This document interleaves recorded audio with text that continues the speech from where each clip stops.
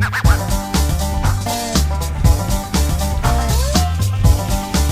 અહીંયાનો જે દરિયો જે છે ને ત્યાં એના બ્લુ પાણી માટે પ્રખ્યાત છે. એનું સમુદ્રનું જે પાણી છે બધા એમ કહે છે કે બ્લુ છે, વાદળી કલર. જ્યાં સુધી હું આંખે જોઈશ નહીં ત્યાં સુધી તમે પણ નહીં માનો અને હું પણ નહીં માનું. Hey guys, welcome back. Rameshbhai જોરદારમાં તમારું હાર્દિક સ્વાગત છે ફરીથી એક નવા વિડીયોમાં. તો મિત્રો હું આવી ગયો છું શિવરાજપુર બીચની તરફ. તો અત્યારે ડાયરેક્ટ હું આવ્યો છું દ્વારકાધીશના મંદિર તરફથી અને આ રસ્તો ડાયરેક્ટ જાય છે ઓખા બાજુ.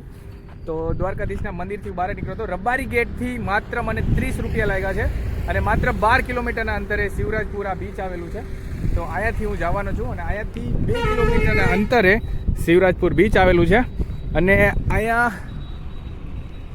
ઘણા બધા યુટ્યુબના વિડીયો જોયા, રીલ્સ જોયા.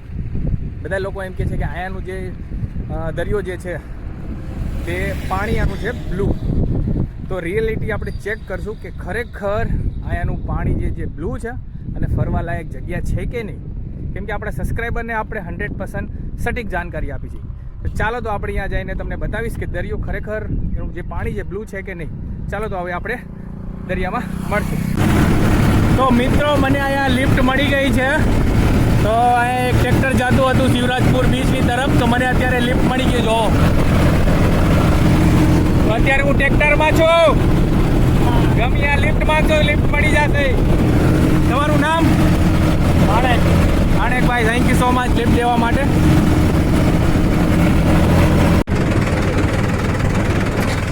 તો અંકલે ડાયરેક્ટ બીચ સુધી ટ્રેક્ટર લઈને આવી ગયા છે. તમે જુઓ આ અંકલનું સીધા બીચ ઉપર.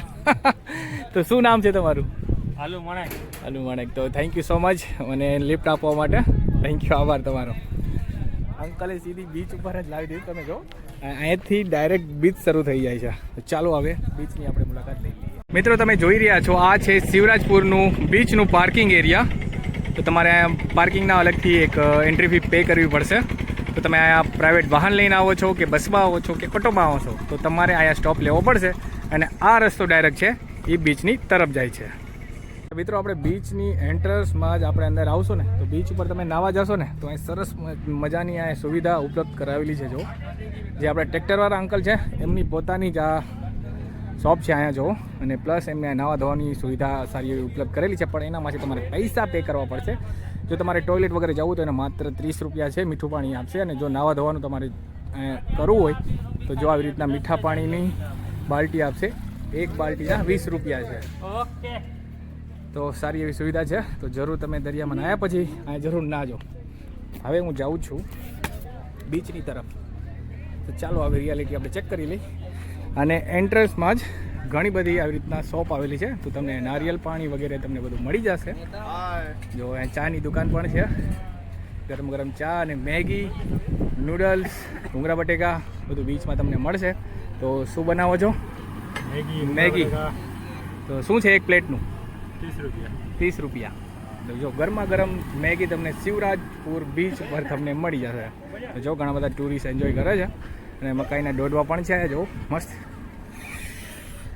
ચાલો તો હવે આપણે બીચની તરફ જઈએ.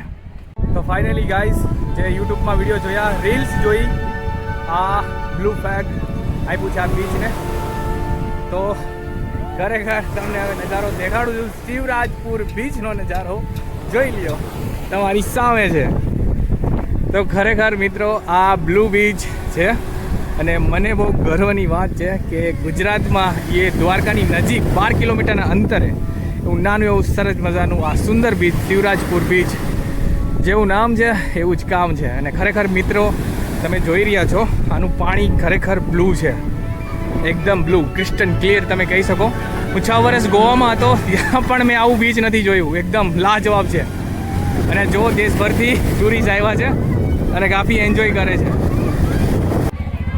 બીચની સાઈડની તરફ તમે જોશો ને તો અહીંયા નાસ્તા પાણી માટે કાફી ઘણી બધી સુવિધા ઉપલબ્ધ છે. અહીંયા તમને સોડા વગેરે મળી જશે, પાણીપુરી વગેરે મળી જશે, મેગી મળી જશે, નારિયેલ પાણી મળી જશે અને તમારી ફેવરિટ ચા એ પણ તમને મળી જશે. અને આ બીચ આખી એક ગોલાઈ આકારમાં છે. તમે જો અહીંયા છે દીવાદાંડી, આખી એક આમ ગોલાઈમાં છે. અને આ ગોલાઈ ઠેઠ પૂરી થાય છે સામેની સાઈડ. અને જ્યાં સુધી તમારી નજર જશે પાણી એકદમ તમને blue blue blue blue blue blue દેખાશે. જો હની સિંગનું એક ગીત છે ને, આજ બ્લુ હે પાણી પાણી પાણી પાણી, એ તમારે અહીંયા આવીને ડાન્સ તમે કરશો ને 100% તમારી રીલ વાયરલ થઈ જશે.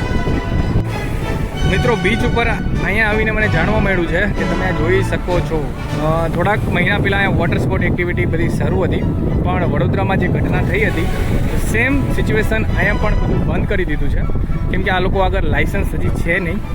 તો તમામે તમામ જેટલી બી વોટર સ્પોર્ટ એક્ટિવિટી છે એ બધી બંધ કરેલી છે. તો બોટ બધા અહીંયા પડ્યા છે.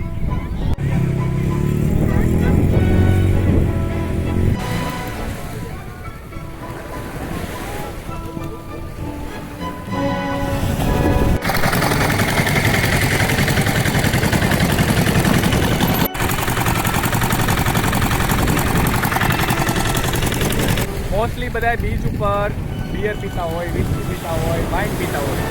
હું એક માત્ર વ્યક્તિ એવો છું કે ગુજરાતની અંદર ઊભો રહીને, ગુજરાતમાં તો દારૂ બેન છે, પણ શેરડીનો રસ પીવો છું.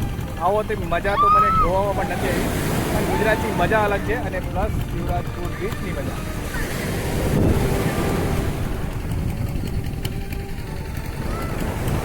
મેં ક્યારે સપનામાં પણ નહોતું વિચાર્યું કે આપણા ગુજરાતની અંદર દ્વારકાની નજીક આવું સુંદર મજાનું એક બીચ હશે. એનું પાણી જે એકચ્યુઅલમાં બ્લુ છે, અને મને એમ ખરેખર એવું લાગે છે કે હું સપનામાં છું, હવે મારે કિસ્સો કરવો પડે. ના ભાઈ, રિયલમાં જ શિવરાજપુર બીચ ઉપર છું, અને મને એવું લાગે છે કે હું અહીંયા જ ઊભો રહું, કેમ કે આનો નજારો જોઈને ભાઈ હું એકદમ પાગલ થઈ ગયો છું. જો એકદમ બ્લુ પાણી ભાઈ, બીજું શું જોઈ. આ બ્લુ પાણી અટતું લોકો વિદેશ જાય છે, ગોવા પણ જાય છે, પણ ગોવામાં તમને બ્લુ પાણી જોવા નહીં મળે.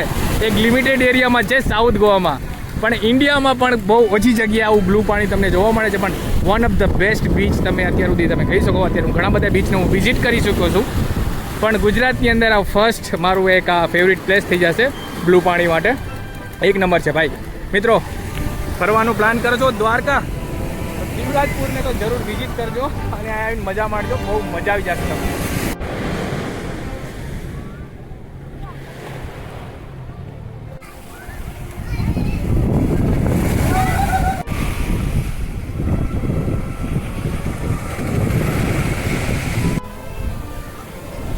તો મિત્રો મને તો બહુ મજા આવી ગઈ શિવરાજપુર બીચ આવીને. One of the best place તમે કહી શકો, જે બ્લુ બીચ તરીકે ઓળખાય છે, જેવું નામ છે, જેવું એનું કામકાજ છે. તો મને તો બહુ મજા આવી ગઈ. ખાવા પીવાની વસ્તુ તમને ભરપૂર અહીં મળી જશે, અને પ્લસ દરિયામાં નાહ્યા પછી તમારે મીઠા પાણીએ નાહવું હોય તો એની પણ સુવિધા ઉપલબ્ધ છે. દ્વારકાથી માત્ર ને માત્ર 12 કિલોમીટરના અંતરે શિવરાજપુર આ બીચ આવેલું છે. તો દ્વારકા આવો ને તો જરૂર એકવાર તમે આને વિઝિટ કરજો, તમને મજા આવશે. અને ફોટોગ્રાફી અને રીલ્સ માટે તો જન્નત કહી શકો એવી જગ્યા છે આ, તો જરૂર મુલાકાત લેજો. હવે અહીંયાથી હું ડાયરેક્ટ જાઉં છું સુદર્શન સેતુ, તો અહીંયાથી અડધી કલાકનો રસ્તો છે. ડાયરેક્ટ ત્યાં જઈશ, અને નવો જે બ્રિજ બન્યો છે તો આપણે એનો વિઝિટ કરશું. એવો બ્રિજ બન્યો છે, મારી નજરે તમને આખું બ્રિજને એક્સપ્લોર કરીને બતાવીશ. મિત્રો આ શિવરાજપુર બીચનો વિડીયો તમને કેવો લાગ્યો કોમેન્ટ કરીને જરૂર બતાવજો, અને તમે ફરવા આવશો કે નહીં એ પણ કોમેન્ટ કરજો, અને આ વિડીયો કેવો લાગ્યો એ પણ કોમેન્ટ કરજો, અને આ વિડીયો ક્યાંથી જોવો છો એ પણ કોમેન્ટ કરજો. ચાલો તો હવે મળશું આપણે એક નવા વિડીયોમાં. ત્યાં સુધી બધાને જય હિન્દ, વંદે માતરમ.